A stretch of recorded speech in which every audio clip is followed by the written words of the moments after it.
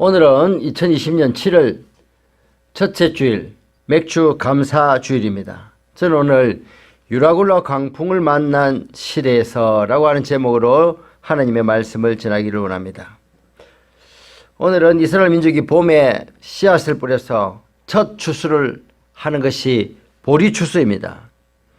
그 첫 추수를 마치고 하나님께 그동안 살펴주신 은혜를 감사하면서 하나님의 은혜를 기뻐하고 찬양하는 그런 기념 예배인 맥주제를 드렸던 것입니다.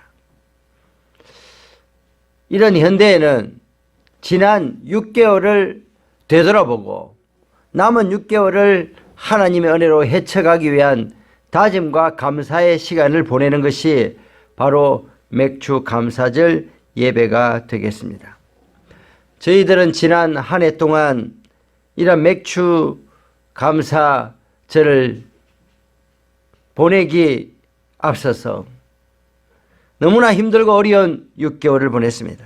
6월 중순에 대구의 신천지와 청도의 대남병원에서 발생한 코로나 바이러스 확진자의 폭발로 말미암아 우리나라를 비롯한 전 세계는 두려움과 공포의 나날들을 보내야만 했습니다.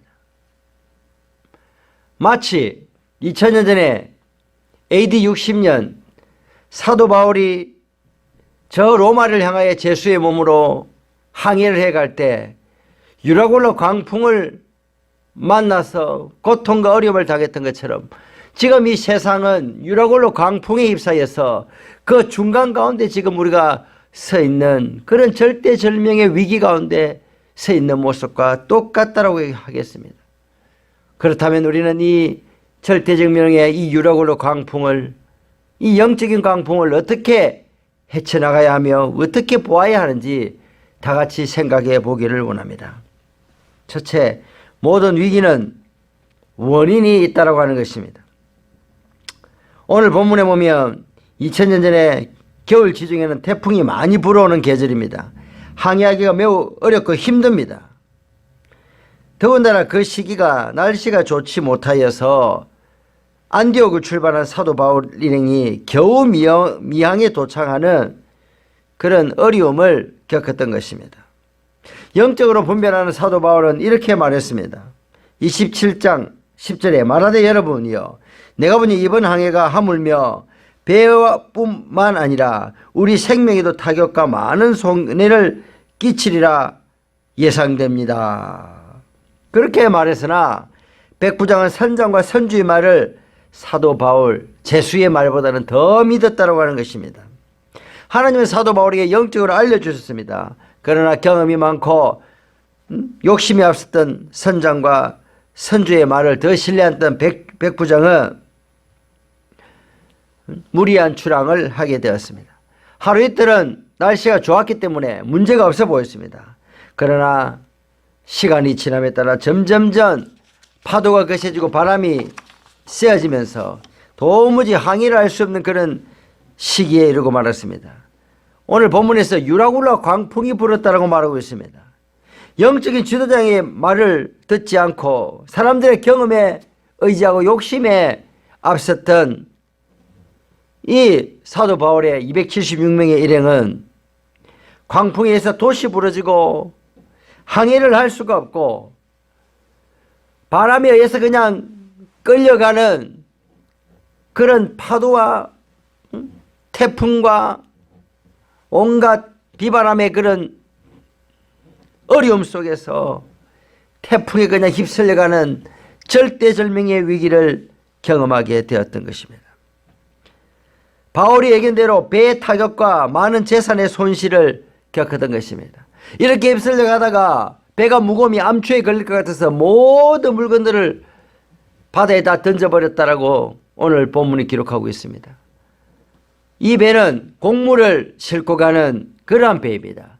이집트에서 생산했던 그 비옥한 땅에서 나온 곡물들을 이제 식민지 나라에서 이제 걷어가서 로마까지 압송하는 그 알렉산드리아호라고 하는 그런 곡물 운반선을 탔습니다. 그리고 사람들과 제수들까지 태운 그런 여객선이기도 했습니다. 그런 모든 집을 다 버렸다고 하는 재산에 엄청난 손실을 경험했다고 하는 것입니다.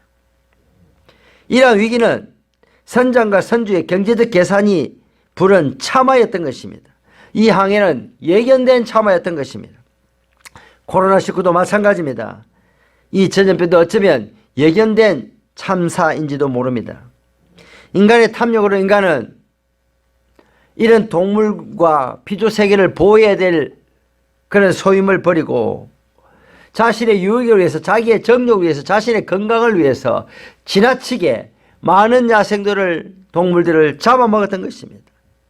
중국의 그런 시장을 찍은 동영상을 보니까 뱀, 곰썰개, 박쥐, 정갈, 불가사리 튀김, 누에 고치 튀김, 온갖 동물의 생식기, 해마, 정갈, 진해, 물방개, 박쥐 튀김, 쥐네 튀김, 심지어 바퀴벌레 튀김, 안 먹는 것이 없었습니다.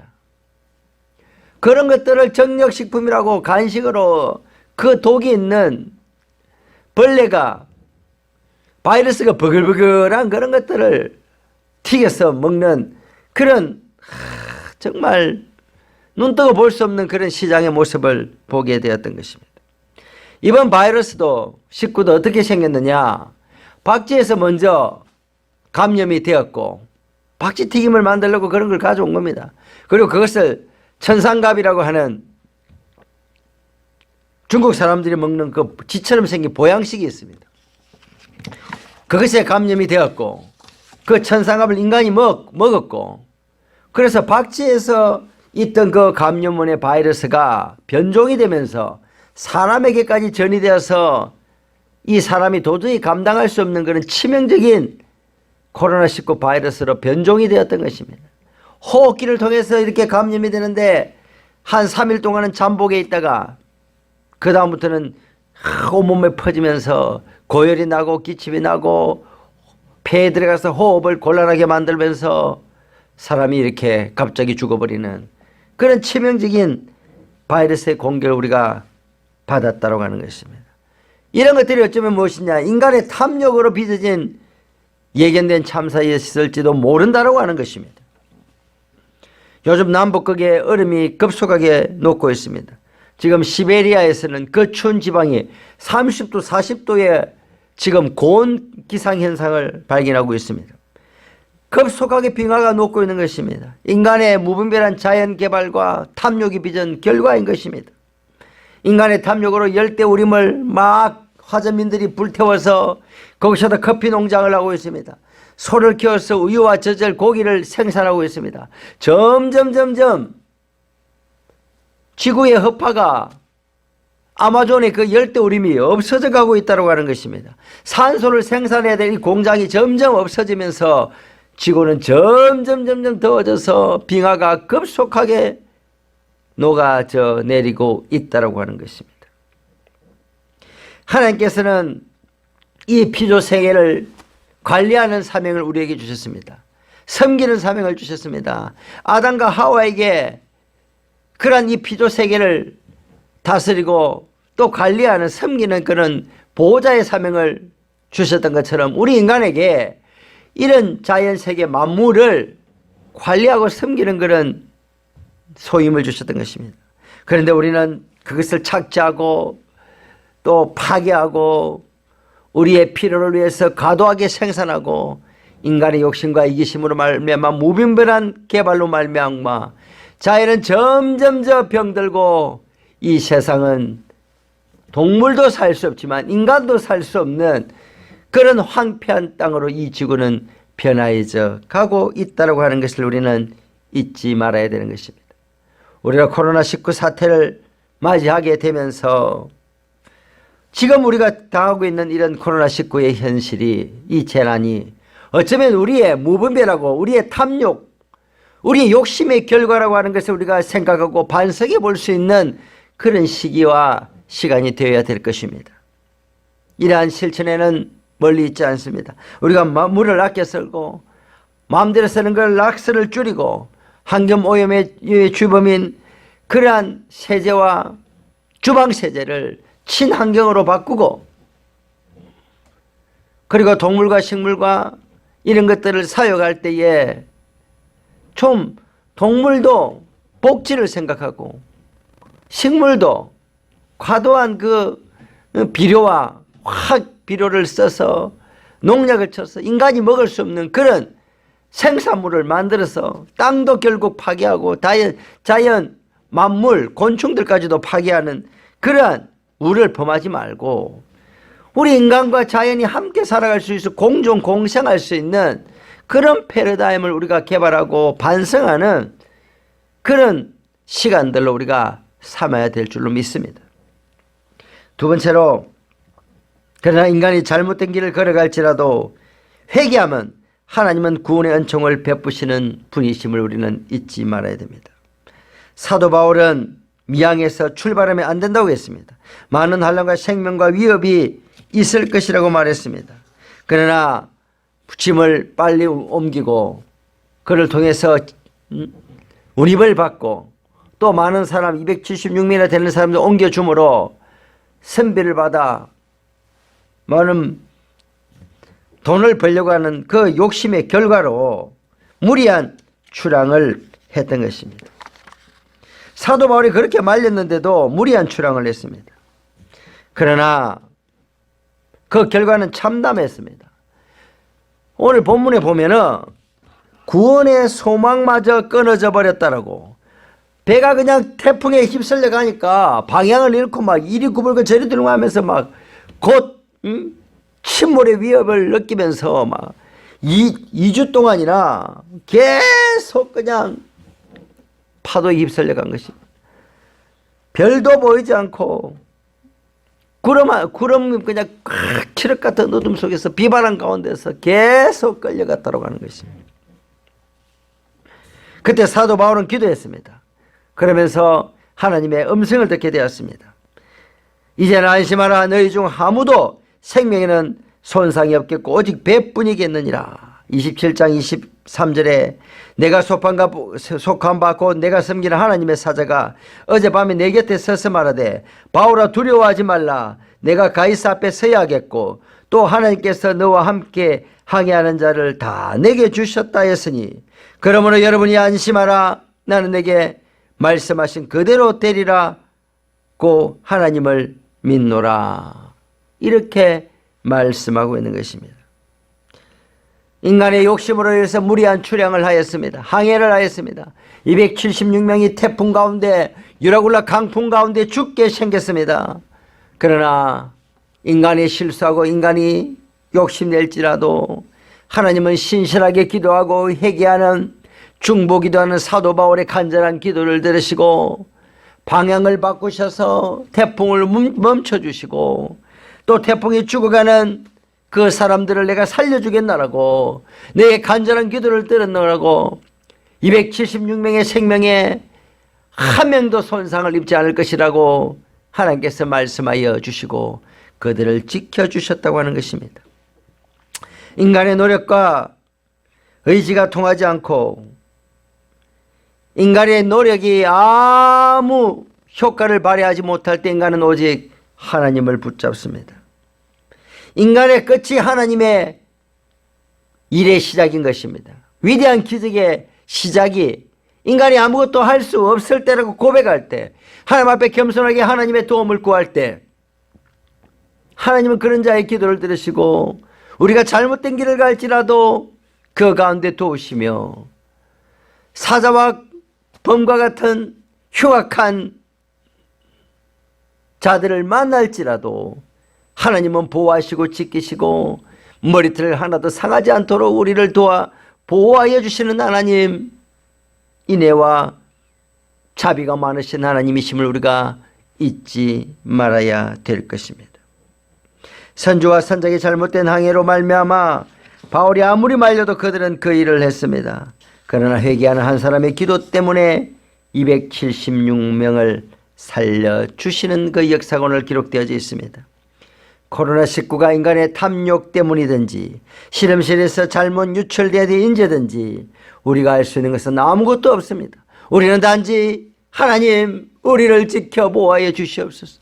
우리 가족을 지켜보아여 주시옵소서. 우리나라를 코로나로부터 지켜보아여 주시고 세계에 죽어가고 있는 수많은 하루에도 수천명 수만 명이 확진이 되어가고 지금 아버지 50만이나 되는 사람들이 지금 죽었습니다. 아버지 지금 이 재난을 우리가 도저히 막을 수가 없사오니 아버지여 이 불쌍하게 죽어가는 인생들을 주여 살려주시고 구원하여 주시고 백신이 개발될 수 있도록 주여 자비와 긍휼을 베풀어 주시고 우리의 아버지 회개를 주여 받아 주시옵소서.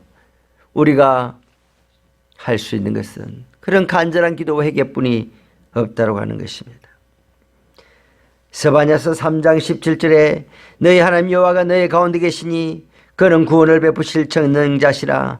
그가 너로 말미암아 기쁨을 이기지 못하시며 너를 잠잠히 사랑하시며 너를 말미암아 즐거이 부르시며 기뻐하시리라 라고 말씀하고 있습니다.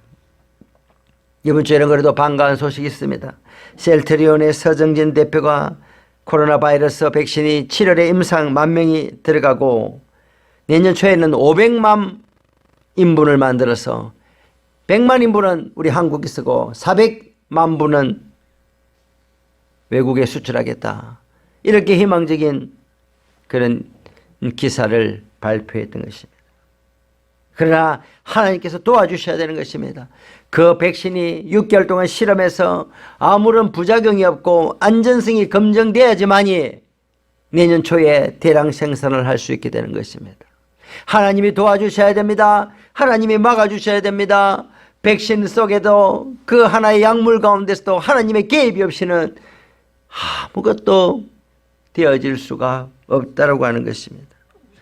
우리가 할 수 있는 것은 유라굴라 강풍 가운데서 그들을 지켜달라고 기도했던 바울의 기도처럼 간절히 기도하고 하나님의 도움을 구할 때 하나님은 2000년 전에 유라굴라 강풍 가운데서 276명을 구해주셨던 그 하나님의 은혜가 오늘 이 세계 팬데믹의 코로나 바이러스의 그 위기 가운데서도 하나님께서 지키시고 도우시는 은혜와 역사가 있을 줄로 믿습니다.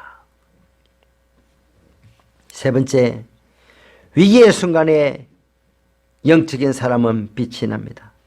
평온한 시대에는 백부장이 힘이 있었습니다. 선장과 선주가 힘이 있었습니다. 그러나 거대한 유라굴라 강풍을 만났을 때 지금의 지도자는 누구냐? 사도 바울이 지도자요 선장이요 선주요 백부장을 지시하는 그런 사람이었다고 하는 것입니다. 사도 바울이 그들을 안심시켰습니다. 이제 너희들은 한섬에 걸리게 될 것이다. 하나님이 우리 모두를 지켜주실 것이다. 남은 것으로 식사를 하고 기운을 차리고 이제 하선할 준비를 하라.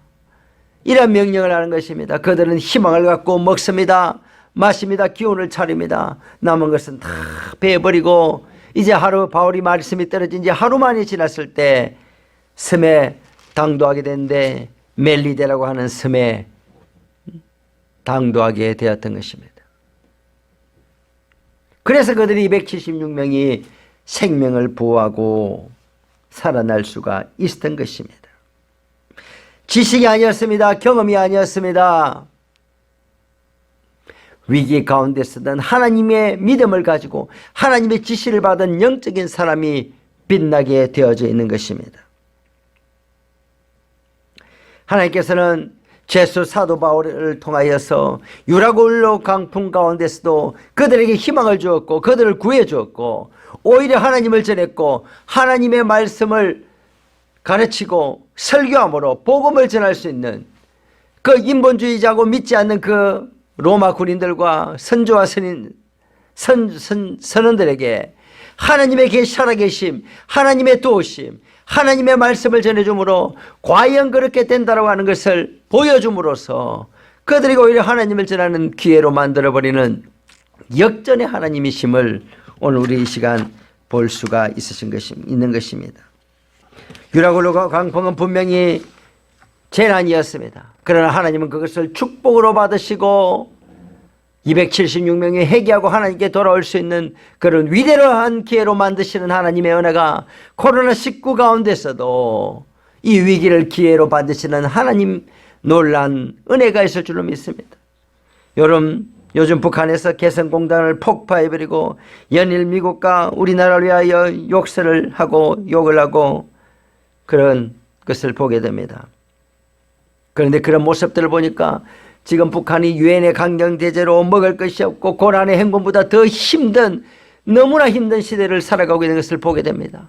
그보다 코로나19가 겹쳐가 얼마나 많은 사람들이 지금 죽어나가고 있는지도 모를 그런 위기 가운데 지금 몰려 있는 것입니다. 사람들이 지금 폭동이 일어날 조짐이 보인다고 하는 것입니다. 그러한 것들을 누르뜨기 위하여 김여정이, 그 여자가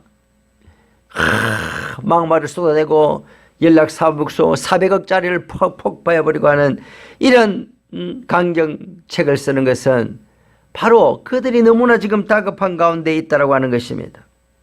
또 코로나19를 통하여 중국의 그러한 공산 정권에 대해서 항거하는 그런 시들이 일어나고 홍콩의 시가 일어나고 이런 것을 볼 때에 이 코로나19로 인하여 하나님께서는 무너질 나라는 무너지게 만들고 또 살릴 나라는 살리고 회개할 자들은 회개하게 만들고 정말 하나님께서 이런 재난을 통하여 인류의 역사를 지금 변화시키고 있는 것이구나라고 하는 것을 생각하게 되어지게 됩니다.